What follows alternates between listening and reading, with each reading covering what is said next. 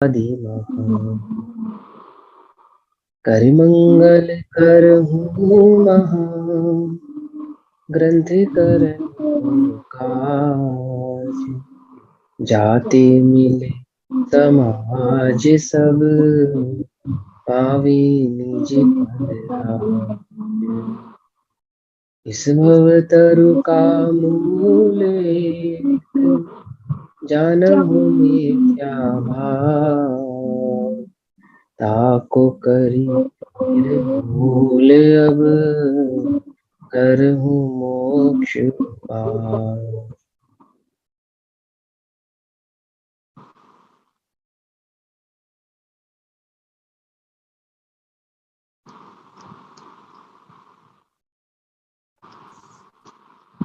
अपनी चर्चा का विषय चल रहा है मोक्ष मार्ग प्रकाशक जी, मोक्ष मार्ग प्रकाशक दूसरा अधिकार, और पेज नंबर 24 से आज की चर्चा शुरू करेंगे।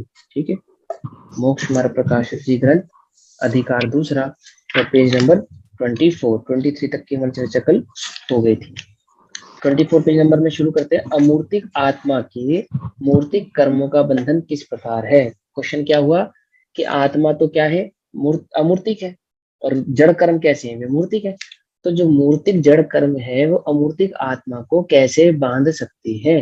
क्या प्रश्न है कि मूर्तिक मूर्तिक का तो बंधन होना संभव है, परंतु अमूर्तिक का मूर्तिक से संबंध बंधना कैसे संभव है। क्या कह रहे हैं कि एक पदार्थ मूर्तिक है और मूर्तिक पदार्थ ने उसको बांधा, दिखने वाली वस्तु को दिखने वाली वस्तु ने बांधा, ये बात तो समझ में आती है, परंतु ना दिखने वाली वस्तु को दिखने वाली वस्तु ने बांधा, ये बात समझ में आती नहीं है। तो उसका उत्तर देते हैं कि जिस प्रकार व्यक्त इंद्रिय गम्य नहीं है ऐसे सूक्ष्म पुद्गल तथा व्यक्त इंद्रिय गम्य है ऐसे स्थूल पुद्गल उनका बंधन होना मानते हैं। किस प्रकार से कि पुद्गल दो प्रकार के होते हैं, स्थूल और सूक्ष्म। ऐसे पुद्गल परमाणु जो नजर आते हैं और ऐसे पुद्गल परमाणु जो नजर नहीं आते। तो नजर नहीं आने वाले पुद्गल परमाणुओं का नजर आने वाले पुद्गल परमाणुओं से जब बंधन हो सकता है, उसी प्रकार इंद्रिय गम्य होने योग्य नहीं है ऐसा अमूर्तिक आत्मा और इंद्रिय गम्य होने योग्य है ऐसे मूर्तिक कर्म, इनका भी बंधन होना संभव है, इनका भी बंधन होना माना जा सकता है। तथा इन बंधनों में कोई किसी को करता तो है नहीं। ऐसा तो है नहीं कि आत्मा जाता है कर्मों के पास कि मुझे बांधो, अथवा कर्म जाते हैं आत्मा के पास कि मैं तुझे बांधूंगा। ऐसा तो है नहीं। जब तक बंधन रहे तब तक साथ रहते हैं, बिछड़े नहीं, और कारण कार्य पर उनका बना रहे। इतना ही यहाँ बंधन जानना। सो मूर्तिक अमूर्तिक के इस प्रकार बंधन होने में कुछ विरोध है नहीं। इस प्रकार जैसे एक जीव को अनादि कर्म संबंध कहा, उसी प्रकार भिन्न भिन्न अनंत जीवों का जानना। जैसे एक जीव के संबंध में समझाया कर्म बंधन का स्वरूप, ऐसे समस्त जीवों के संबंध में आप जान लेना कि समस्त जीवों को कर्म बंधन का स्वरूप क्या है। ठीक, आगे चलते हैं। घाती अघाती कर्म और उनका कार्य। देखो इसमें जो चर्चा चल रही है वो निमित्त नैमित्तिक की अपेक्षा से चल रही है। किसकी अपेक्षा से, निमित्त नैमित्तिक संबंध की अपेक्षा से। निमित्त क्या करता है, कार्य निमित्त से होता है या उपादान की योग्यता से होता है, बोलो। उपादान की योग्यता से होता है, निमित्त से कार्य नहीं होता। निमित्त पे क्या आता है, आरोप आता है। ठीक है ना, तो आरोपित चर्चा चलेगी इस अधिकार के अंदर। ठीक, और लेकिन साथ की साथ में वो आपको उपादान का ज्ञान भी कराएंगे। ऐसा नहीं है कि खाली आरोपित चर्चा ही करते रहेंगे, उपादान का भी ज्ञान कराएंगे। हाँ समझते ना आंटी जी, निमित्त उपादान सुना था ना आपने, कुसुम आंटी जी ने सुना था ना। निमित्त उपादान मतलब समझते हो ना। मम्मी आपसे पूछ रहे हैं कहाँ खोई भी हो। ये डिस्टर्ब निमित्त उपादान कर रहा है ना, बच्चा बैठा हुआ। कोई बात नहीं, निमित्त उपादान समझते हो। हाँ, बच्चा डिस्टर्ब कर रहा है, बच्चा निमित्त हो गया आपको डिस्टर्ब करने में, या उपादान है। बोलो भैया, आपके डिस्टरबेंस में बच्चा निमित्त है या उपादान है, बताओ। निमित्त है। निमित्त है। तो निमित्त से कार्य होता है या उपादान में कार्य होता है। उपादान में कार्य होता है। लेकिन ये तो दिख रहा है मुझे डिस्टर्ब कर रहा है, ये तो स्पष्ट लग रहा है। आ रहा है ना, फिर कैसे कार्ड से इधर उधर फेंक रहा था ना। कोई बात नहीं, कोई बात नहीं, समझ गए। हम कुछ और समझा रहे हैं। देखो बंद करो, म्यूट करो। देखो अभी कह रहा है ना, स्पष्ट नजर आ रहा है, बच्चा डिस्टर्ब कर रहा है, हम डिस्टर्ब हो रहे हैं। तो उपादान से हो रहा है, निमित्त से हो रहा है ना, उपादान में कार्य। कि ऐसा नहीं है। ये तो बहुत स्थूल बात है, बहुत स्थूल बात। उपयोग अपना भ्रष्ट होता है ना, अपना उपयोग जाता है, तो कार्य ऐसा होता नजर आता है कि निमित्त से कार्य हुआ। ये चर्चा यहाँ आने वाली, इसलिए मैं ये बात बोला कि यहाँ पे ये बात आने वाली है अभी। जैसे आपकी सिचुएशन में नहीं, बच्चा डिस्टर्ब कर रहा है तो मैं डिस्टर्ब हो रही हूँ, ये बिल्कुल सेम टू सेम इसी अधिकार के अंदर ये बात आएगी। तो समझना, आरोपित चर्चा करेंगे, लेकिन साथ ही साथ आपको उपादान का ज्ञान भी यहाँ पे कराएंगे। कैसे समझ लेंगे इस बात को, ही समझेंगे। आवाज तो सबको क्लियर है ना मेरी? कम ज्यादा का तो चक्कर नहीं है आज? चलो। नहीं, बिल्कुल घाटी, नॉर्मल है, एकदम तेज आवाज है आज तो। तेज आवाज है? ठीक है, फोन ठीक हो गया आपका। घाती अघाती कर्म और उनका कार्य। ठीक, घाती अघाती कर्म उनका कार्य। अभी ऊपर कर्म से जीव का कर्म से बंधन समझाया किस प्रकार से संभव है। अब वो कर्म जो है, वो जो कर्म है जिनका जीव के साथ संबंध हो सकता है या होने का किस प्रकार से संभव है, उन कर्मों के बारे में यहाँ पे बताएंगे कि वो कर्म कैसे हैं और किस प्रकार से जीव का उनके साथ बंधन होता है। तथा वे कर्म ज्ञानावरणादि भेद से 8 प्रकार के हैं। ज्ञानावरण, दर्शन, अंतरय, मोहिनी आदि के भेद से 8 प्रकार के वे कर्म है। वहां 4 घातिया कर्मों के निमित्त से तो जीव के स्वभाव का घात होता है। ठीक है ना? जो 4 घातिया कर्म है ना, उससे क्या होता है? जीव के स्वभाव का घात होता है। जीव यानी मैं, मेरे स्वभाव का घात होता है। आगे ये भी समझाएंगे कि घात होता है, ये भी उपचार का कथन है। घात नहीं करता वो किसी का, घात मतलब मिटा दे, ऐसा नहीं, ऐसा नहीं है, समझेंगे। ज्ञानावरण, प्रकट नहीं होने दर्शन, देता, गुणों की पर्याय को प्रकट नहीं होने देता। प्रकट नहीं होने देता है ना। तो देखो क्या कहेंगे कि ज्ञानावरण दर्शनावरण से तो जीव के स्वभाव, जो ज्ञान दर्शन, उनकी व्यक्तता नहीं होती। जीव का जैसा स्वभाव है, ज्ञान ज्ञान दर्शन चेतना, जो जीव का स्वभाव है ना, ज्ञान दर्शन आदि, चारित्र आदि, उसका क्या करता है कि वो उनकी व्यक्तता, उनकी क्या नहीं होने देता? व्यक्तता, व्यक्तता नहीं होने देता। उन कर्मों के क्षेम के अनुसार किंचित ज्ञान दर्शन की व्यक्तता रहती है। ठीक है, देखो हमने जो पढ़ा था ना, गुण, धर्म, शक्ति, ये सब पढ़ा था ना हमने शक्तियों के प्रकरण में। 47 शक्तियों में की शक्तियों को शक्ति भी कहते हैं, गुण भी कहते हैं, धर्म भी कहते हैं, कहा था ना भाव भी कहते हैं। वो सारी बात आएगी इसके अंदर, वो सब बात इसमें आएगी। ध्यान से समझना क्या, कि उन कर्मों के क्षेम के अनुसार किंचित ज्ञान दर्शन की व्यक्तता रहती है, यानी कुछ ज्ञान, कुछ दर्शन, कुछ चरित्र प्रकट होता है और बाकी का क्या रहता है? व्यक्तता नहीं होने देता। तथा मोहिनीय से जो जीव के स्वभाव नहीं है, क्या कहा? मोहिनीय से जो जीव के स्वभाव नहीं है, ऐसे मिथ्या श्रद्धान व क्रोध मान माया लोभ आदि कषाय उनकी व्यक्तता होती है। क्या कहा?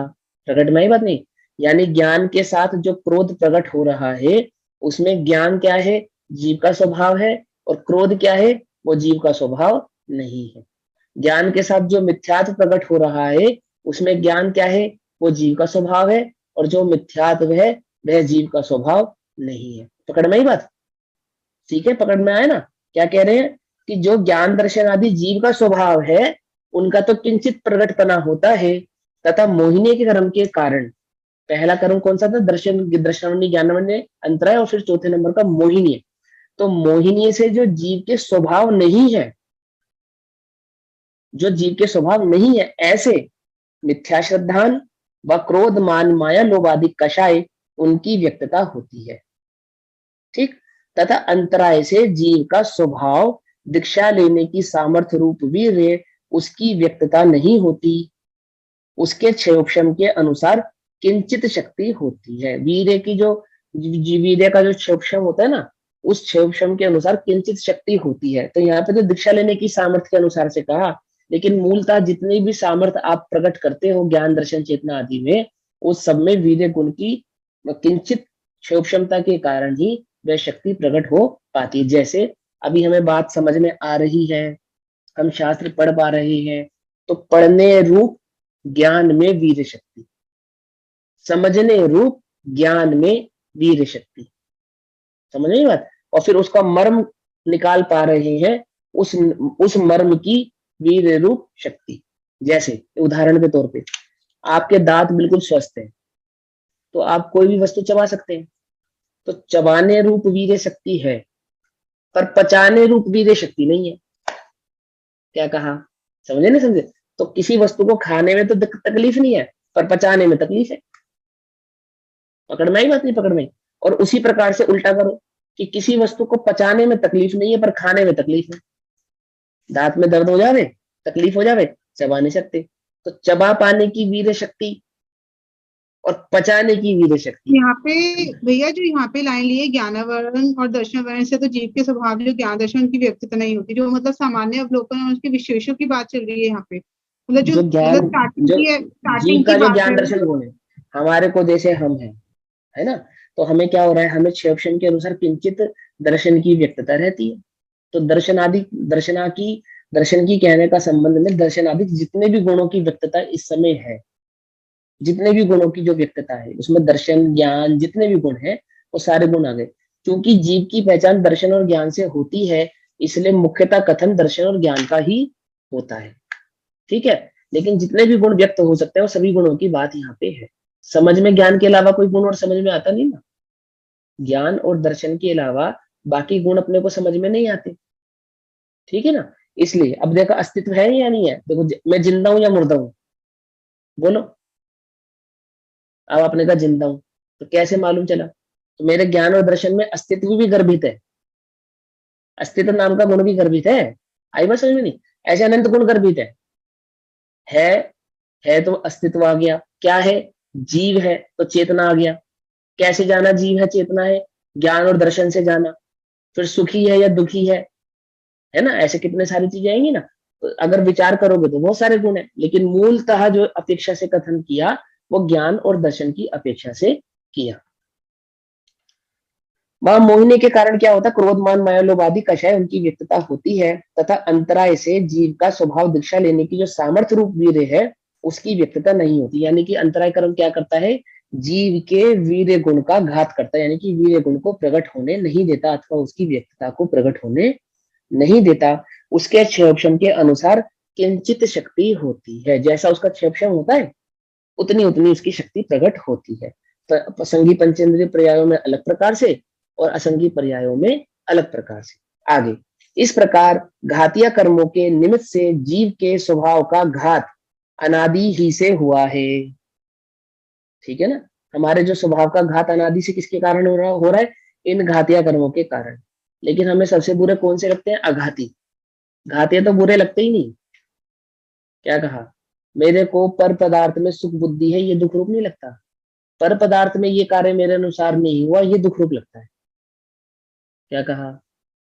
समझ में आई बात? समझ में आई? पर पदार्थ मेरे अनुसार नहीं परिणमा, इसका तो दुख लगता है। ठीक है ना, देखो आदिनाथ भगवान का पोता मारीच आदिनाथ भगवान के अनुसार परिणमित नहीं हो रहा है ना, तो आदिनाथ भगवान को दुख हो रहा होगा ना। आदिनाथ भगवान जानते हैं कि मेरे अनुसार परमाणु भी परिणमित नहीं होगा। समझे नहीं समझे? लेकिन वो मारिच का जीव जो है ना, पोता, वो दुखी हो रहा है क्योंकि वो अपने अनुसार परिणमाना चाहता है। किसको? अपने को भी और अन्य को भी, अन्य को भी। अब गजब की बात यह है कि मेरा मोह मेरे दुख का कारण है, वो मोह तो दुख रूप नहीं लगता, वो परिणमन इस अनुसार नहीं हुआ, ये दुख रूप लगता है। समझ में? नहीं समझ में? 700 मुनिराजों पे उपसर्ग आया, तो मुनिराजों को क्या लगता है? धर्म पे उपसर्ग है या हम पे उपसर्ग है? किस पे उपसर्ग आया बोलो? अरे ये तो धर्म पे उपसर्ग है भैया, मुनिराजों पे उपसर्ग नहीं, धर्म पे उपसर्ग है। क्यों ऐसा लगता होगा ना मुनिराजों को? नहीं लगता ना। वो अपने को धर्म की मूर्ति ऐसा नहीं मान रहे कि हम धर्म की मूर्ति हैं, और हम पे उपसर्ग कर रहे हो तो तुम जैन धर्म पे उपसर्ग कर रहे हो। बोलो, मिथ्या दृष्टि को लगता है ऐसा? उल्टा नहीं पकड़ना भैया। उल्टा नहीं पकड़ना, सीधी सीधी बात को पकड़ना। उसको क्या लगता है कि मेरे अनुसार धर्म परिणमेगा, मैं धर्म का प्रचार करूंगा, मैं धर्म का प्रसार करूंगा, सबको धर्मात्मा बना दूंगा। बना दोगे तुम सबको धर्मात्मा? देखो यदि व्यवहार से देखा जाए तो तुम स्वयं को भी धर्मात्मा नहीं बना सकते। और धर्मात्मा जो व्यवहार का कथन है, वैसे तो आत्मा धर्म स्वरूपी धर्मी ही है, लेकिन अपेक्षा से व्यवहार से कथन किया है कि तुम अपनी एक समय की पर्याय को जो अधर्म रूप परिवर्तनी है उसको धर्म रूप परिवर्तित कर सकते हो? बोलो बोलो, करो विचार कि वो एक समय की पर्याय जिसको धर्म अनुसार परिणमाना चाहते हो, जो अधर्म अनुसार परिणमित हो रही है, क्या तुम उसको धर्म रूप परिणमित कर सकते हो? बोलो, करो करो, प्रण करो। क्या प्रण करोगे? आज के बाद मैं क्रोध नहीं करूंगा। करो प्रण, करो। इतना सा भी क्रोध नहीं करूंगा, बोलो है प्रण कर सकते हो? नहीं कर सकते, क्यों नहीं कर सकते? तो मुनिराज तो नहीं करते क्रोध, मुनिराज का तो क्रोध का त्याग होता है, वो तो करते हैं प्रण की हम कषाय नहीं करेंगे, कषाय का त्याग करते हैं हम, वो तो कहते हैं हम पाप का त्याग करते हैं, तो तुम क्यों नहीं कर पा रहे? बोलो,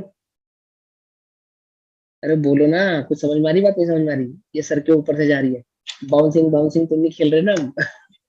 देखो, क्रोध का त्याग करते हैं बिल्कुल दृढ़ता से, हाँ मैं क्रोध नियम लेता हूँ, मैं क्रोध नहीं करूंगा, क्योंकि अपने को क्रोध का कर्ता नहीं जानते ना, क्या? अकर्ता देखते हैं तो नियम लेते हैं कि नहीं करूंगा, हाँ नहीं करूंगा, बिल्कुल करता हूं ना मैं उसका, और फिर भी होता है तो होता है, कोई बात नहीं, उसका प्रायश्चित भी लेते हैं, ठीक। लेकिन यहाँ क्या कहना चाहते हैं कि मोही जीव कैसा है कि वो अपने अनुसार अपनी पर्यायों को अथवा अन्य की पर्यायों को परिणमित कराना चाहता है, करा सकता है? करा सकता है? नहीं करा सकता। बहुत अच्छी बात, तुमने रात्रि भोजन कब त्यागा था? जन्म से ही? जन्म से ही त्यागा था जितने भी बैठे हैं? नहीं, कब त्यागा था? जैनी नहीं थे तुम जन्म से, है? जैनी थे ना, अच्छा, फिर बाद में त्यागा तुमने, बाद में तो किसकी प्रेरणा से त्यागा? किसी ने प्रेरणा करी होगी ना तुमको त्यागने की, किसी ने समझाया होगा ना तुम जैनी हो भैया नरक चले जाओगे, और ऐसा नहीं और वैसा नहीं, उंगली पकड़ के सिखाया होगा किसी ने तुमको, कैसे त्यागा? सहज छूटा या नहीं छूटा?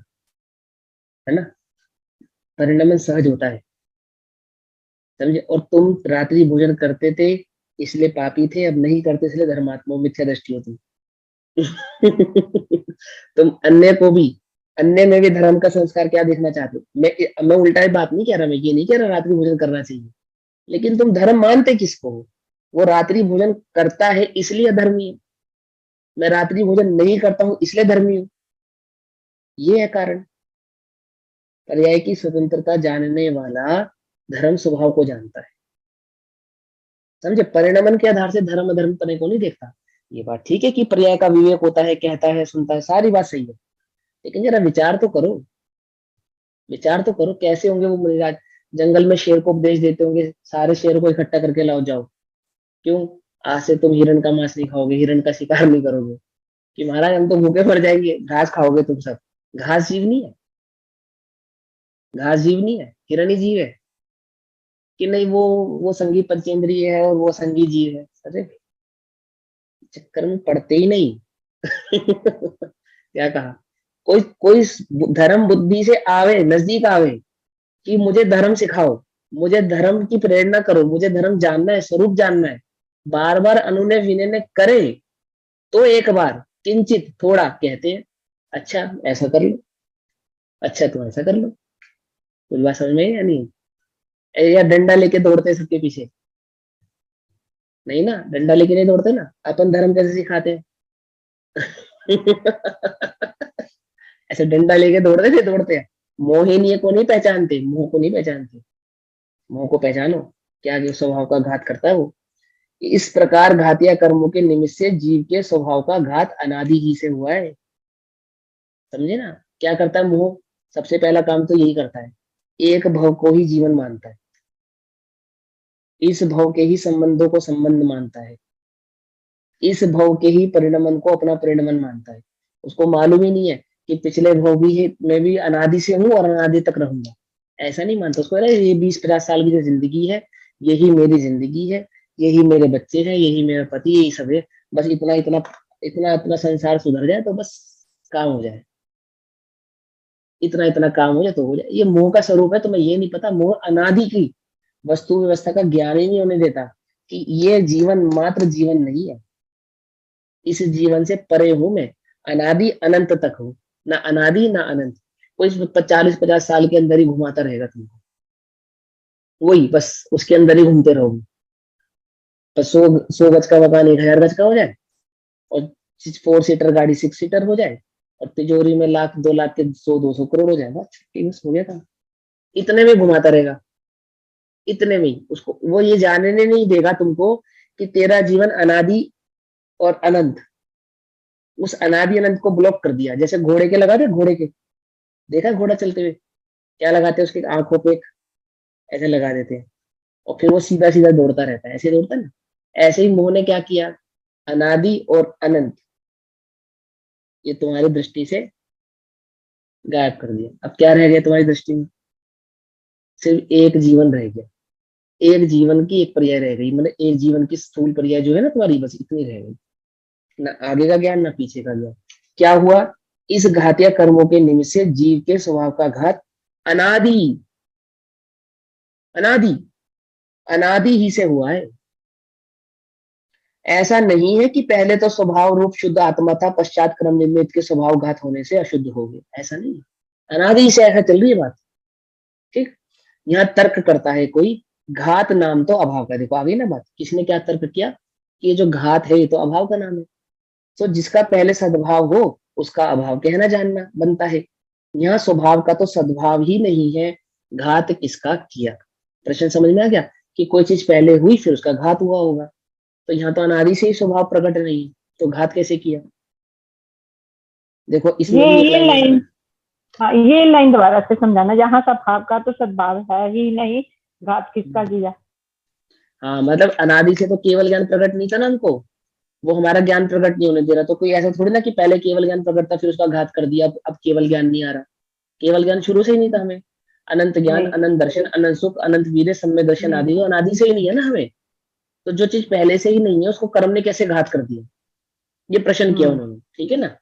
तो प्रश्न कहते हैं देखो घात नाम तो अभाव का है ना, तो जो कोई चीज हो तो उसका अभाव हो गई, जब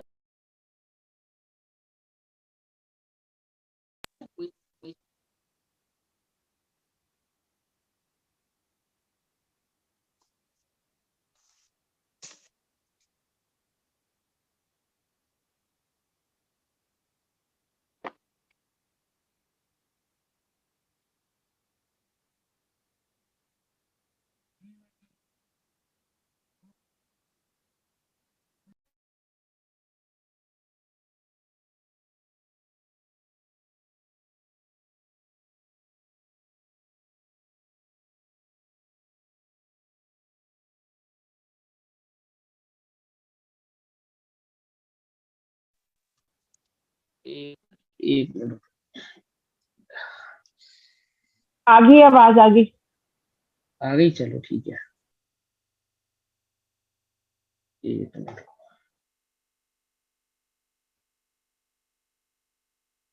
हाँ अब देखो ये समाधान के अंदर ना एक लाइन में पूरा समय सार जैसा भाव आएगा, देखो क्या कहते हैं, जीव में, किसमें, जीव में, ये हमारी बात चल रही है, ये बहुत ध्यान से ऊपर वाला पैरा एक बार समझाना है, इसके ऊपर का पैरा।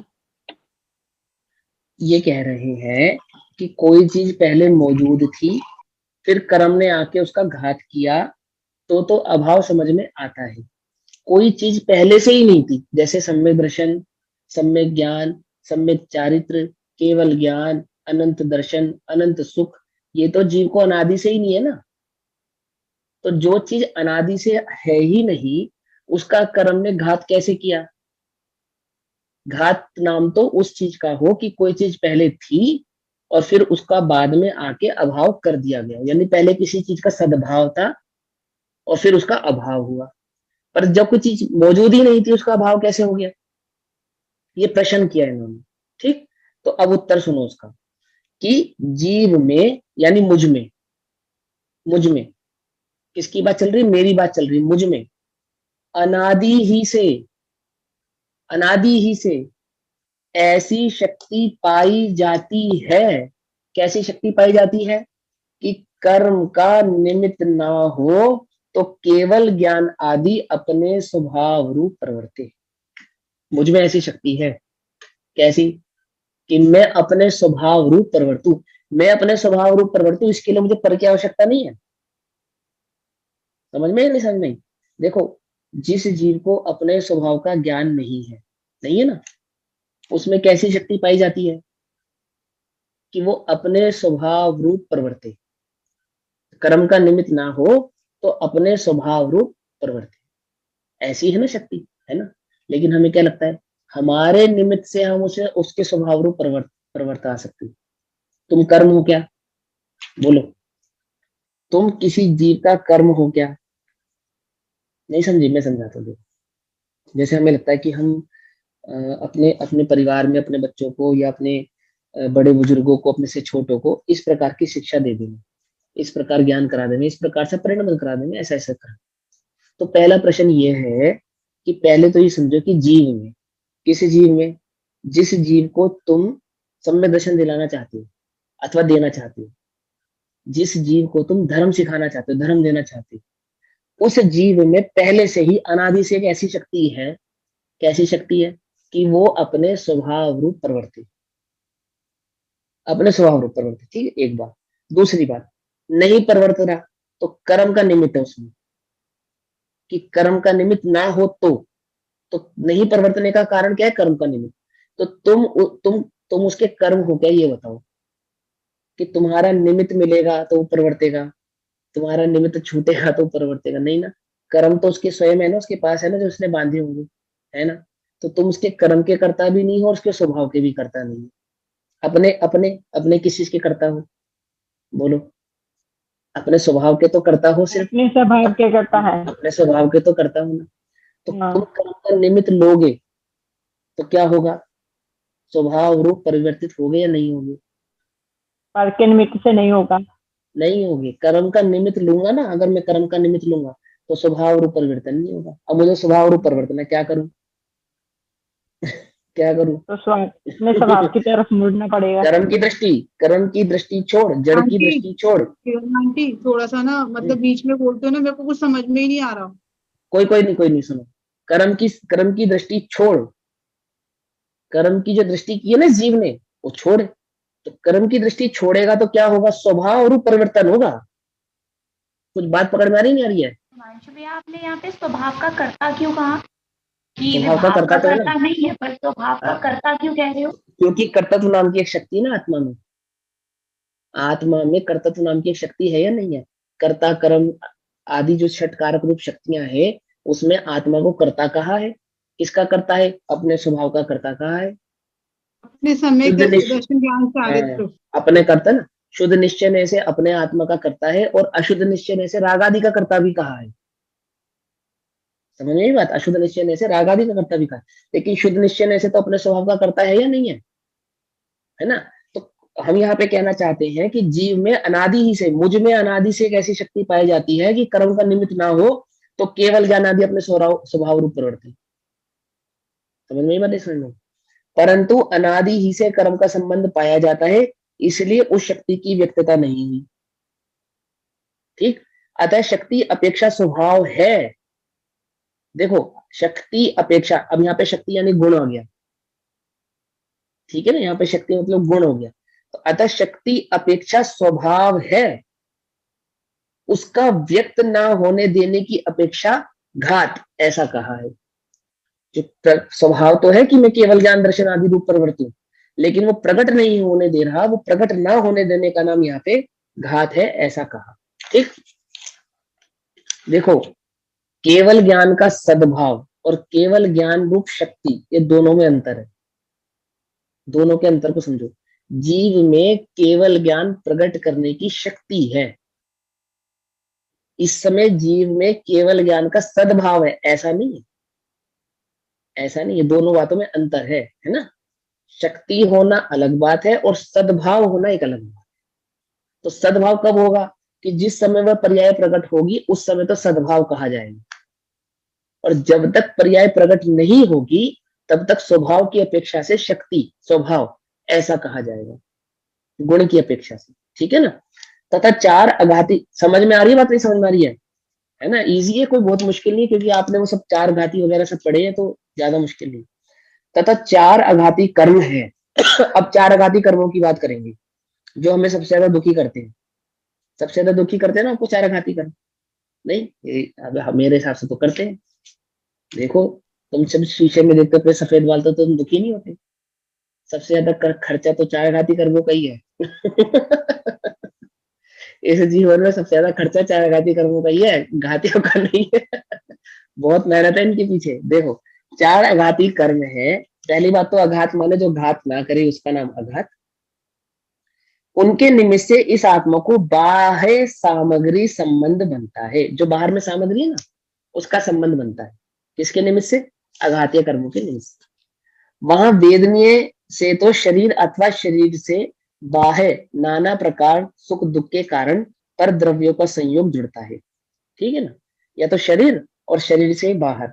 जैसे आपको लगता है ना कि बच्चा मेरी बात नहीं मानते तो दुखी होते हैं, पति मेरी बात नहीं मानते तो दुखी होते हैं, उसके निमित्त से दुखी होते हैं, अथवा शरीर में कोई रोग उत्पन्न होता है उसके हिसाब से दुखी होते हैं, या उसके अनुसार परिणमित होता है अपने अनुसार तो सुखी होते हैं। तो क्या कहते हैं, वह वेदनीय के कर्म के निमित्त से शरीर में अथवा शरीर से बाहर बाहर नाना प्रकार यानी बहुत प्रकार के सुख दुख के कारण पर द्रव्यों का संयोग जुड़ता है। ठीक है ना, पर द्रव्यों का संयोग जुड़ता है। आयु से अपनी स्थिति पर्यंत पर्याप्त शरीर का संबंध नहीं छूट सकता। जब जितना आयु कर्म माना है ना, तब तक इस शरीर के साथ जो संबंध है वो छूट सकता नहीं है। नाम से गति जाति शरीर आदि उत्पन्न होते हैं। नाम से क्या क्या मिलता है, गति मिलती है, जाति मिलती है और शरीर आदि उत्पन्न होते हैं, और गोत्र से ऊंच नीच कुल की प्राप्ति होती है। ठीक, अब इस प्रकार अघाती कर्मों से बाह्य सामग्री एकत्रित होती है। अंतरंग सामग्री कहाँ से एकत्रित होती है, घातीय कर्मों में। ठीक है, वह भी बाह्य सामग्रियां ही है, लेकिन अपेक्षा से समझो। अंतरंग में जो दुख सुख के कारण है, एक्चुअल में हमारे ज्ञान दर्शन आदि स्वभाव के घातक जो कर्म है वो तो घातीय कर्म है, और बाहर में जितना जमावड़ा है ये सारा अघाती कर्मों के एकत्रित होती है। उसके द्वारा मोह उदय का सहकर होने पर जीव सुखी दुखी होता है। मोहिनी का जो निमित्त है ना वो सहकर होता है, उससे जीव क्या होता है, सुखी दुखी होता है। और शरीर आदि के संबंध से जीव के अमूर्त तत्व आदि स्वभाव अपने स्वयं अर्थ को नहीं करते। ठीक है ना, आत्मा का जो अमृत आदि स्वभाव है ना वो शरीर के निमित्त होने के कारण अपने स्वभाव रूप दर्शायमान नहीं होता। जैसे कोई शरीर को पकड़े, जैसे कोई शरीर को पकड़े तो आत्मा भी पकड़ा जाए। ठीक है ना, शरीर को पकड़े तो आत्मा भी पकड़ा जाए। पर जब तक कर्म का उदय रहता है तब तक बाह्य सामग्री वैसी ही बनी रहे, अन्यथा नहीं हो सके। आपकी बाह्य सामग्री कैसी है, कैसी है बाह्य सामग्री, समझ गए? बाह्य सामग्री समझ गए, शरीर से लेकर और जहां तक तुम्हारी दृष्टि है सब जितनी भी बाह्य सामग्री है वो कैसी बनी रहेगी, जब तक कर्म का उदय रहता है। जब तक कर्म का उदय रहता है क्या होता है, तब तक रामचंद्र जी के साथ सीता रहती है, और जब कर्म का उदय बदल जाता है तो सीता जंगल में चली जाती है, रामचंद्र जी महल में रह जाते हैं। जब तक कर्म का उदय रहता है अंजना और पवन का संयोग नहीं। एक पॉइंट नहीं समझ में, जैसे कोई शरीर को पकड़े तो आत्मा भी पकड़ा जाए, मतलब हाँ, जैसे इस शरीर को कोई पकड़ेगा तो ये आत्मा पकड़ में आएगी नहीं आएगी। यानी कि अमूर्त तत्व आत्मा का मूर्तिक शरीर के साथ इस प्रकार का संबंध हुआ है कि कोई इस मूर्तिक शरीर को पकड़ता है तो मैं अमूर्तिक आत्मा भी इसके पकड़ में आ जाता हूँ। ठीक है, अभी कोई मुझे यहाँ बांध दे तो मैं यहाँ से जा सकता हूँ, कहीं यहाँ नहीं जा सकता, जबकि मैं भिन्न हूँ और शरीर भिन्न है। मुझे तो जाना चाहिए ना, मैं तो जा सकता हूँ ना, लेकिन मैं नहीं जा सकता क्योंकि मेरा इस शरीर के साथ अभी तक क्या लगता है, मैं शरीर, पर यहाँ बात समझा रहे मैं अलग हूँ, शरीर अलग है। और शरीर बंधा है तो शरीर के बंधने से मैं भी बंध गया हूं। इसी प्रकार का निमित्त नैमित्तिक संबंध इसके साथ मेरा हुआ है। ठीक, बाह्य सामग्री वैसी ही बनी रहे अन्यथा नहीं हो सके, ऐसा ज्ञान अघाती कर्मों का निमित्त जानना। ऐसा इन अघाती कर्मों का निमित्त जानना। निमित्त मतलब जिससे कार्य होता है ना निमित्त मतलब जिसपे आरोप आता है ना, कार्य होने का जिस पर आरोप आता है। ठीक, निमित्त नैमित्तिक संबंध की अपेक्षा से कथन चल रहा है। अब निर्बल जड़ कर्मों द्वारा जीव के स्वभाव का घात तथा बाह्य सामग्री का मिलना। ठीक, अभी तत्समय की योग्यता का ज्ञान यहाँ पे कराएंगे इस पैराग्राफ के अंदर, यानी कि उपादान का ज्ञान कराएंगे यहाँ पे। अभी हमने किसका कथन निमित्त के आधार से कथन किया ना, निमित्त नैमित्तिक संबंध के आधार से किया। अब यहाँ पे निमित्त नैमित्तिक संबंध के अंदर छुपा हुआ उपादान, उसका यहाँ पे आपको ज्ञान कराएंगे। समझो, उपादान ऐसा शब्द नहीं लेंगे नाम, लेकिन यहाँ पे आपको ज्ञान कराएंगे इसका। समझो, यहाँ कोई प्रश्न करे कि कर्म तो जड़ है और कुछ बलवान नहीं है, उनमें जीव के स्वभाव का घात होना व बाह्य सामग्री का मिलना कैसे संभव है? जो कर्म जिसमें कोई चेतना नहीं है, जिसमें कोई ज्ञान नहीं है, जिसमें कोई शक्ति नहीं है, वो इस अनंत दर्शन ज्ञान सुख वीर्य वाले जीव को कैसे तो बाह्य सामग्री का संयोग करा रहा है और कैसे उसके दर्शन ज्ञान आदि का घात कर रहे, बात समझ में नहीं आ रही। तो क्या कहते हैं समाधान? यदि कर्म स्वयं करता होकर, क्या कहा, समझे, निमित्त नैमित्तिक संबंध को ध्यान से सुनना। यदि कर्म स्वयं करता होकर उद्यम से जीव के स्वभाव का घात करे, बाह्य सामग्री को मिलावे, तब तो कर्म के चेतनापना भी चाहिए और बलवानपना भी चाहिए। सो तो है नहीं, है नहीं ना? तो फिर क्या है कि सहज ही निमित्त नैमित्तिक संबंध है। ठीक, कैसा निमित्त नैमित्तिक संबंध है? कि जब उन कर्मों का उदय काल हो, यानी एक सेपरेट कार्य हो रहा है वहां पे, जब उन कर्मों का उदय आता है, एक सेपरेट काम होता है, उस काल में, यानी तात्कालिक न्याय, समझ में आई बात? एक समय में वहां पे तो कर्मों का उदय आया और उसी समय क्या हुआ, उसी काल में स्वयं ही आत्मा स्वभाव रूप परिणमन नहीं करता।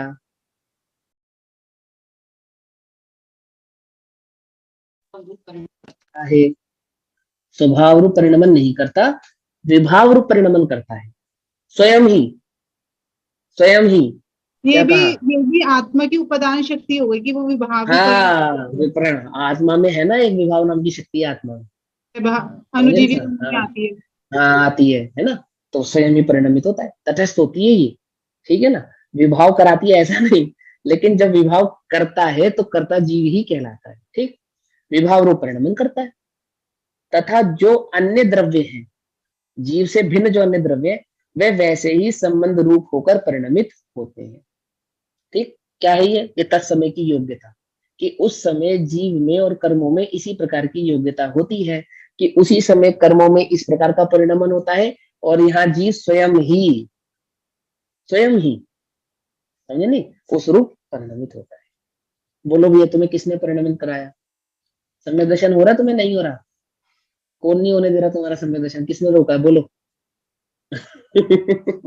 किसने रोका है? आत्मानुभूति होने से किसने रोका है? समय की बोलो। योग्यता। किसी ने नहीं रोका, जीव स्वयं ही। तत्समय की योग्यता तो बाद में आएगी।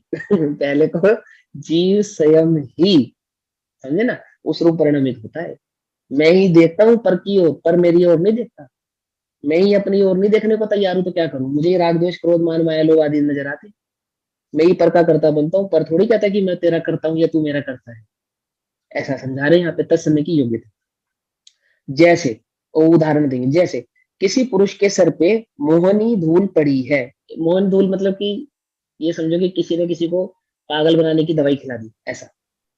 उससे वह पुरुष पागल हुआ। वो धूल फेंक देते हैं ना, जादू टोना करके। हाँ, ठीक है ना? जादू टोना से कुछ नहीं होता। सर ये बताएंगे इसके अंदर, किसी पुरुष के सिर पे मोहन धूल पड़ी है, उससे वह पुरुष पागल हुआ। वहां उस मोहन धूल को ज्ञान भी नहीं था और बलवानपना भी नहीं था, परंतु परंतु पागलपना उस मोहन धूल ही से हुआ देखते हैं। वहां मोहन धूल का तो निमित्त है, निमित्त, और पुरुष स्वयं ही, उपादान की योग्यता आ गई ना उसकी, स्वयं ही पागल हुआ, परिणमित होता है। ऐसा ही निमित्त नैमित्तिक बन रहा है, अनादि से बन रहा है ऐसा निमित्त नैमित्तिक। यहाँ मोह का उदय यहाँ जी, यहाँ कर्म का उदय यहाँ जी। और हमको लगता है कि कर्म के उदय के कारण, अपने को लगता नहीं भैया मेरा कर्म का उदय बहुत खराब है, बहुत खराब है मेरा कर्म का उदय। क्यों क्यों खराब है? बोलो। इस कर्म के उदय के कारण ये नहीं हुआ, ये नहीं हुआ, ये नहीं हुआ, ये नहीं हुआ। अच्छा, कर्म के उदय के कारण नहीं हुआ है ना? तो तुम दुखी किस लिए हो? कर्म के उदय के कारण है ना? ये तुम स्वयं दुखी होते हो तो कर्म के उदय पे आरोप आता है, आरोप आता है ना? और तुम कर्म के उदय को क्या बना रहे हो? उपादान। जो निमित्त है, जो निमित्त है उसे क्या बना दिया तुमने? उपादान बना दिया। बोलो, मिथ्या दर्शन का स्वरूप बोलो भाई, क्या मिथ्या दर्शन का स्वरूप है? जैसा वस्तु का स्वरूप नहीं है वैसा वस्तु का स्वरूप मानता है, और जैसा वस्तु का स्वरूप है वैसा नहीं मानता। ऐसे ही है ना? यानी कि जो निमित्त नहीं है उस जो उसे उपादान मानता है, जो निमित्त है उसे उपादान मानता है, और जो उपादान है उसे निमित्त मानता है। यानी कर्म का उदय निमित्त है या उपादान है? बोलो, निमित्त है ना, उसे तो उपादान मानता है। और यहाँ ये जीव स्वयं अपने कार्य का करता है, उपादान है, अपने को क्या मानता है? अपने को निमित्त बना लेता है। भैया मैं क्या करूं, मेरे तो कर्म का उदय है। मैंने मैं क्या करूं, मैं तो हो गया जड़ और कर्म का उदय हो गया चेतन। कुछ बात समझ में आई नहीं? क्या कह रहे हैं? कर्म तो जड़ है, कुछ बलवान नहीं है। कह रहे हैं हम क्या कह रहे हैं? हम क्या करें, हमारा तो कर्म का उदय ऐसे ही है, हम क्या करें? तो हम तो क्या हो गए, क्या करें, हम क्या हो गए? जड़। हम तो कुछ नहीं कर सकते, हमारे पास तो शक्ति नहीं। और बलवान कौन हो गया? कर्म का उदय। ये बाहर के परिणाम आने की बात नहीं कह रहे हम, अंतर में सुखी दुखी होने की बात कह रहे हैं यहाँ पे, ठीक है ना। हम अपने ज्ञान दर्शन में कुछ तो कर सकते हैं ना, बाहर में तो नहीं कर सकते, अपने ज्ञान दर्शन को तो स्ट्रॉन्ग कर सकते हैं, उसकी बात है। तथा जिस प्रकार सूर्य के उदय के काल में चकवा चकवियों का संयोग होता है, क्या कहते हैं? चकवा और चकवी नाम के एक पक्षी होते हैं, उनको सहज ही ऐसा योग बनता है कि जो सूर्य का उदय होता है ना, तो वो उनका आपस में मिलन हो जाता है, और जैसे सूर्य ढलता है तो उनका वियोग हो जाता है। वियोग हो जाता है मतलब ऐसा नहीं कि अलग अलग हो जाते हैं, बस एक दूसरे को देख नहीं पाते, ये समझो। तो वो दुखी होते हैं, रोते हैं। इसी प्रसंग को पवन के संदर्भ में बताया कि एक चकवे को रुदन देखकर, एक चकवी का रुदन देखकर, तो उसको, पवन को ऐसा ख्याल आया कि भैया मेरे वियोग में अंजना दुखी होती होगी, है ना। अंजना रो रही थी साक्षात उसकी आंखों के सामने, तब नहीं आया उसे ख्याल। अंजना साक्षात उसकी आंखों के सामने दुखी थी, तब नहीं आया उसे ख्याल। कब आया ख्याल? उस चकवी को देखकर आया उसको ख्याल। समझे? इसे कहते हैं तत्समय की योग्यता। हमें क्या लगता है, हम झूठे आंसू बहाएंगे तो क्या होगा? सामने वाला पिघल जाएगा। क्यों, लगता नहीं लगता? ऐसा लगता है। अब ऐसा ऐसा झूठा झूठा कहेंगे, झूठे झूठे आंसू बहाएंगे, झूठा झूठा रुदन दिखाएंगे, सच्चा भी नहीं, तो सामने वाला क्या हो जाएगा? पिघल जाएगा। और फिर कोई पिघल भी जाए तो हमें क्या लगता है कि देखा, हमने अब देखा हमारी चतुराई। क्या चतुराई? पिघल गया ना। अरे मूर्ख, तूने कर्म कितने बांधे तुझे मालूम नहीं है? तेरे आंसुओं से नहीं पिघला वो, तब समय की योग्यता ही ऐसी थी, उसको उस समय पिघलना था। नहीं भी रोता तो पिघलता, ही बात पक्की है। देखो अंजना रो रही थी, नहीं पिघला, चकवी को रोता देख के पिघल गई, अंजना के पास चला गया। कुछ बात समझ में नहीं आ रही है? तथा जिस प्रकार सूर्य के उदय के काल में चकवा चकवियों का संयोग होता है, वहां रात्रि में किसी ने द्वेष बुद्धि से बल जबरदस्ती करके अलग नहीं किए हैं। चकवा चकवी को किसी ने जबरदस्ती अलग कर दिया, ऐसा नहीं।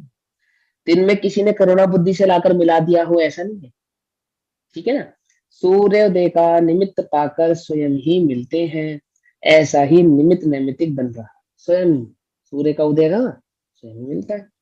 उसी प्रकार कर्म का भी निमित्त नैमित्तिक भाव जानना, इस प्रकार कर्म के उदय से अवस्था है।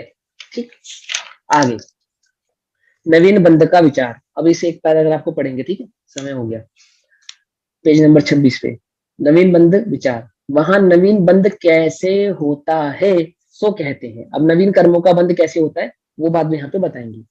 जैसे सूर्य का प्रकाश है, सो मेघ पटल से जितना व्यक्त नहीं है, उतने का तो उस काल में अभाव है। यानी कि बादलों में छिपा हुआ सूर्य जितना नजर नहीं आ रहा, जो नजर नहीं आ रहा बादलों के कारण, उतना तो उसको अभाव कहेंगे, कहने की अपेक्षा से, समझाने की अपेक्षा से। अथवा उस मेघ पटल की मंदपने से जितना प्रकाश प्रकट है वह सूर्य का स्वभाव अंश है।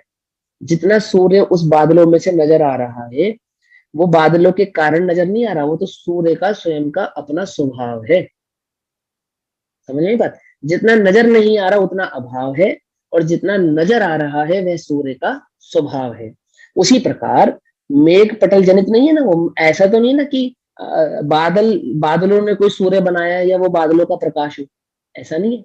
बादलों से जो प्रकाश आ रहा है वो तो सूर्य का ही प्रकाश है। जितना नहीं आ पा रहा है उतना अभाव है, जितना आ रहा है वह सूर्य का स्वभाव है। उसी प्रकार जीव का ज्ञान दर्शन वीर्य स्वभाव है। दर्शन ज्ञान चारित्र वीर्य क्या है? हमारा स्वभाव है। उस ज्ञानावरण दर्शनावरण और अंतराय, देखो 3 कर्म लिए यहाँ पे, ध्यान से समझना। मोहिनी नहीं लिया अभी यहाँ पे, ठीक है ना। यहाँ पे 3 कर्मों की, 4 घातिया कर्मों में से 3 घातिया कर्मों की मुख्यता से यहाँ पे कथन चल रहा है।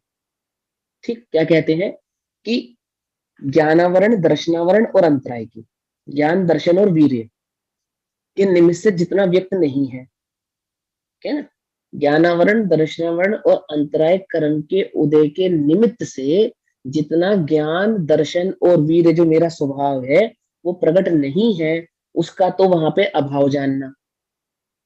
और जितना प्रकट हो रहा है वो मेरा ही स्वभाव प्रकट हो रहा है, कोई कर्म का उदय है ऐसा नहीं है।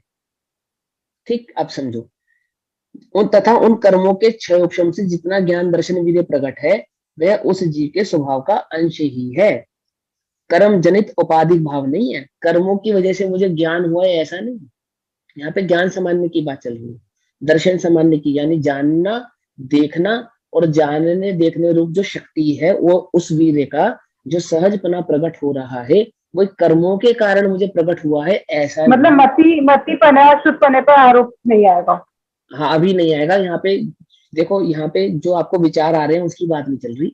यहाँ पे मैं जीव हूँ, सामान्य ज्ञान रूप की बात चल रही है, सामान्य ज्ञान, सामान्य दर्शन और सामान्य वीर्य शक्ति, बस उसकी बात चल रही है यहाँ। ठीक है ना, वो जो प्रकट हो रहा है, जो भाव प्रकट आ रहा आपने है। बोला ना अभी कि कर्मों, आपने बोला ना कि कर्म जनित उपाधि, जो कर्म जनित भाव है नहीं उन है, पर आरोप नहीं आएगा। नहीं आएगा। वो कर्मों के कारण ज्ञान नजर आ रहा है ऐसा नहीं। कर्मों के कारण तो उतना नजर नहीं आ, जितना नजर नहीं आ रहा है उसका अभाव का कर्मों के कारण, परंतु जितना नजर आ रहा है वो कर्मों के कारण नजर आ रहा है ऐसा नहीं। वो तो मेरा स्वभाव है जो नजर आ रहा है, नजर नहीं आने में तो कर्मों का निमित्त, और जो नजर आ रहा है उसमें मेरा स्वभाव। मेरा केवल ज्ञान प्रकट नहीं हो रहा कर्म का निमित्त, पर ज्ञान स्वभाव तो प्रकट हो रहा है ना, वो मेरा स्वभाव। ऐसे अनंत दर्शन प्रकट नहीं हो रहा, वो कर्म का निमित्त, लेकिन दर्शन गुण तो प्रकट हो रहा है ना, वो मेरा स्वभाव। ऐसे अनंत वीर्य प्रकट नहीं हो रहा है कर्म का निमित्त, परंतु वीर्य गुण तो प्रकट हो रहा है ना, वो मेरा स्वभाव, ऐसा। ठीक है ना, ऐसा। सो ऐसे स्वभाव के अंश का अनादि से लेकर कभी अभाव नहीं होता। ऐसे स्वभाव का जो मेरा अंश है ना, उसका अनादि से कभी अभाव नहीं। एक इंद्रिय पर्याय में भी चेतनापना वहां पे सद्भाव रहता ही है, व्यक्त प्रकट रूप से पना बना रहता ही है। इसी के द्वारा जीव के जीवत पने का निश्चय किया जाता है। इसी के कारण तो केवली भी जानते हैं वो जीव है, क्योंकि उसका कभी अभाव नहीं होता, समझ, उसका सद्भाव बना रहता है। कि यह देखने वाली, जानने वाली शक्ति को धरती हुई वस्तु वही आत्मा है। ये जो जानने देखने रूप जो परिणमित हो रहा है यही जीव है, यही आत्मा है। देखो यहाँ पे जीव को आत्मा कह दिया, ठीक है, ऊपर तो जीव का जीवत्व, जीवत पने, और यहाँ आत्मा कह दी। ठीक, एक ही बात है। कहीं कहीं पे दोनों को एक ही नाम से संबोधन देंगे, कहीं पे अलग अलग नामों से भी संबोधन देंगे। ठीक, कोई कंफ्यूज होने वाली बात नहीं है। इसी के द्वारा जीव के, आखिरी की लाइन है ना, जो आखिरी से ऊपर की लाइन, इसी के द्वारा जीव के जीवत पने का निश्चय किया जाता है, पहले पैराग्राफ के लास्ट सेकंड में। इसी के द्वारा जीव के यहाँ पे जीव कह रहे हैं, जीव के जीवत पने का निश्चय किया जाता है कि यह देखने वाली, जानने वाली शक्ति को धरती हुई वस्तु है, वही आत्मा है। वहां जीव क्या है, आत्मा क्या, ठीक है ना, वही आत्मा है। ज्ञान और दर्शन में प्रकट हो रहा है, वही आत्मा है। तथा इस स्वभाव से, किस स्वभाव से, ज्ञान और दर्शन का जो मेरा स्वभाव है, इस स्वभाव से नवीन कर्म का बंध नहीं होता। ज्ञान और दर्शन से जीव को कर्म का बंध नहीं होता है। ज्ञान, दर्शन, वीर्य से जीव को कर्म का बंध नहीं होता है। सहज ज्ञान न सामान्य ज्ञान, सहज ज्ञान, सहज दर्शन से जीव को कर्म का बंध नहीं होता है। क्यों होता है, कैसे होता है, वो आगे बताएंगे। पहले इतना समझ लो, ज्ञान, क्योंकि जीव को लगता है कि मुझे ज्ञान नहीं होगा तो मुझे कर्म का बंध नहीं होगा, तो कह रहे ज्ञान से कर्म का बंध नहीं होता। मैं नहीं देखूंगा तो मुझे कर्म का बंध नहीं होगा, क्योंकि देखने से कर्म का बंध नहीं होता। समझे, ज्ञान और दर्शन से जीव को कर्म का बंध नहीं होता। जीव के जो स्वाभाविक गुण है, वे स्वाभाविक गुण जीव के कर्म के बंध के कारण नहीं है। ये बात यहाँ पे कह रहे हैं, क्योंकि निज स्वभाव ही बंध का कारण हो तो बंध का छूटना कैसे हो।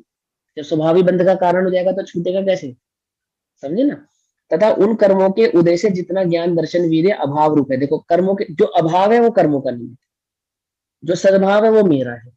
ठीक, तो उन कर्मों के उदय से जितना ज्ञान, दर्शन, वीर्य अभाव रूप है, उनमें भी बंध नहीं है। जो अभाव रूप से पड़ा है ना मेरे अंदर, वो भी बंध के कारण नहीं है। ठीक है ना, क्योंकि स्वयं ही का अभाव होने पर अन्य को कारण कैसे हो। जिनका स्वयं ही अभाव है और वे बंध के कारण बन जाएंगे, अन्य कार्य के कारण कैसे बन जाएंगे जो स्वयं को ही नहीं प्रकट कर पा रहे। इसलिए ज्ञानावरण, दर्शनावरण और अंतराय की ध्यान से समझना। कर्म बंध के कारणों में तुम्हारे पास ज्ञान कम है ना, समझो, इधर समझ, इधर देखो, ज्ञान कम है ना, क्षेपण ज्ञान कम है ना, ज्यादा चीजें समझ में नहीं आती ना, कोई बात नहीं। ज्ञानावरण, ज्यादा चीजें देखने में नहीं आती, दर्शनावरण, और ज्यादा तुम्हारे पास शक्ति नहीं है ना, व्रत उपवास तप त्याग आदि आदि की ज्यादा शक्ति नहीं है ना, घबराओ मत, अंतराय। ज्ञानावरण, दर्शनावरण, अंतराय के निमित्त से उत्पन्न भाव नवीन कर्म बंध के कारण नहीं है। कुछ बात समझ में आ रही नहीं आ रही है? समझ में आ रही बात? समझ में आ रही? ज्ञानावरण, ज्ञान बढ़ाऊंगा तो कर्म का बंधन से छूट जाऊंगा, ऐसा नहीं। दर्शनावरण, दर्शन बढ़ाऊंगा तो कर्म के बंधन से छूट जाऊंगा, ऐसा भी नहीं। और अंतराय यानी वीर को बढ़ाऊंगा तो मैं कर्म बंधन से छूट जाऊंगा, ऐसा भी नहीं है। क्योंकि ज्ञानावरण, अंतराय और दर्शनावरण के निमित्त से उत्पन्न हुआ भाव वो नवीन कर्म बंध का कारण नहीं है, नए कर्मों के बंध का कारण वो नहीं है। तो क्या है नए कर्मों के बंध का कारण? मोह, वो बताएंगे अब 4 घातीय कर्मों में 3 घातीय कर्मों को समझा के अब चौथा घातीय कर्म मोहिनी, उसकी चर्चा करेंगे यहाँ पे। क्या कहते हैं? तथा मोहिनीय कर्म के द्वारा जीव को अयथार्थ श्रद्धानुरूप जो मिथ्यात्व भाव होता है, इसके कारण, मोहिनीय के कारण क्या होता है? जीव को अयथार्थ रूप जो श्रद्धान होता है, मिथ्यात्वादी, तथा क्रोध मान माया लोभ आदि कषाय होते हैं। समझे बात? समझ में आई? क्रोध मान माया लोभ मोहिनी, चारित्र मोह और दर्शन मोह। तो मिथ्यात्वादी दर्शन मोह और क्रोधमान माया आदि चारित्र मोह। ठीक, वे यद्यपि जीव के अस्तित्वमय हैं, यद्यपि वे उत्पन्न जीव में ही होते हैं, जीव से भिन्न नहीं है, अशुद्ध निश्चय में जीव ही उनका कर्ता है। मिथ्यात्व का कर्ता कौन? क्रोध का कर्ता कौन? माया का कर्ता कौन है ना? यद्यपि जीव ही उनका कर्ता है, जीव के परिणमन रूप ही वे कार्य हैं, जीव के अनुसार ही वे परिणम रहे हैं। मतलब जैसा क्रोध मान माया लोभ अलग परिणमते हो और जीव अलग परिणमता हो, ऐसा नहीं है।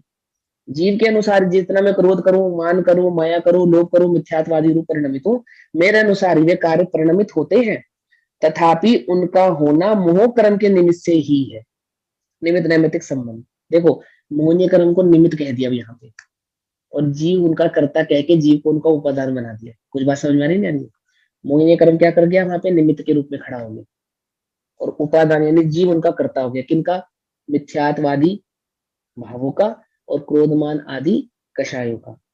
कर्म निमित्त दूर होने पर उनका अभाव ही होता है, निमित्त दूर होने पर उनका अभाव ही होता है, या यूं कहो कि यहाँ अभाव होगा तो कर्म का निमित्त भी नहीं होगा, दोनों बात है। ठीक, इसलिए वे जीव के निज स्वभाव नहीं औपाधिक भाव है। हालांकि जीव उनका करता है तो भी मिथ्यात और कषाय आदि का कर्ता होने पर भी वे जीव के कैसे हैं? औपाधिक भाव है, ना कि जीव के स्वभाव भाव है। ठीक, तथा उन भावों द्वारा नवीन बंध होता है।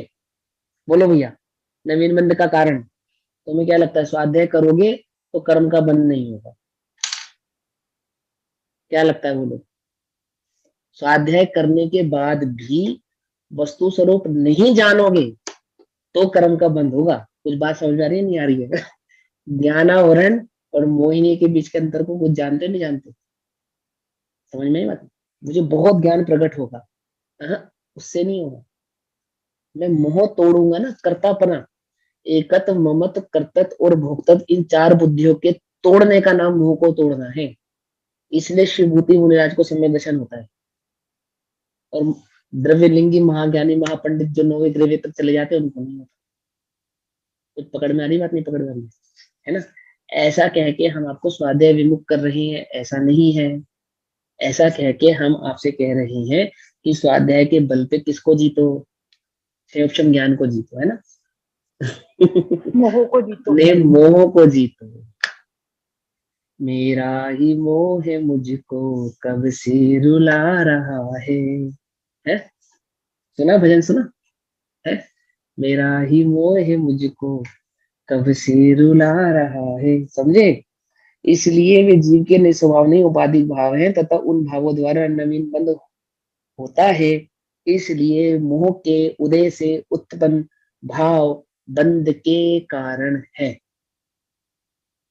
बंध के कारण है।